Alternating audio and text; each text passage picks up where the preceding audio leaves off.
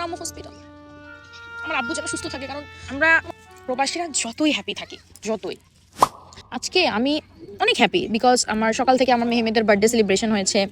আমরা অনেকগুলো ফ্যামিলি এখানে পিকনিকের মতো করছি, বারবিকিউ পার্টি হচ্ছে, লাঞ্চ করলাম, অনেক মজা করলাম। এখানে বিচ আছে, সাগর পাড়ে গিয়ে পানিতে পা ভিজালাম, তারপরে বারবিকিউ পার্টি করছি। এখানে প্লে গ্রাউন্ডও আছে, বাচ্চারা খেলছে। অনেক বড়, বিশাল বড় একটা পার্ক, বিশাল বড়, মানে খুবই সুন্দর। যেদিকে তাকাই সবুজ আর সবুজ, অনেক সুন্দর সিনারি, অনেক সুন্দর। কিন্তু এত ভালো আছি আলহামদুলিল্লাহ, কিন্তু আমি বারবার ইমোশনাল হয়ে যাচ্ছি, বারবার ইমোশনাল হয়ে যাচ্ছি।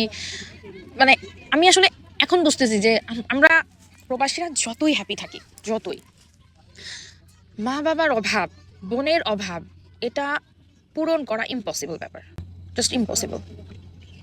আমার বোনেরও আজ বার্থডে, আমার ছেলের বার্থডে হচ্ছে 4th অগস্ট, আমার বোনের বার্থডে হচ্ছে 5th অগস্ট।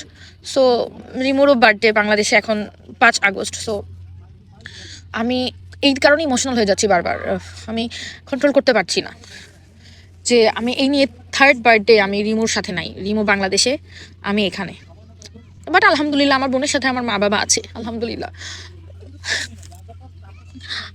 আমি ওকে খুবই মিস করি, খুবই খুবই মিস করি। আবার আমার আম্মু হসপিটালে, আম্মু অসুস্থ, সব কিছু মিলিয়ে আমার খুব খারাপ লাগছে আসলে। মানে আমার অনেক ভালো গিয়েছে, সময় অনেক ভালো যাচ্ছে আলহামদুলিল্লাহ, কিন্তু অ্যাট দ্য সেম টাইম আমি ভালো নাই, কারণ আমার আম্মু অসুস্থ, আমার রিমু বাংলাদেশে।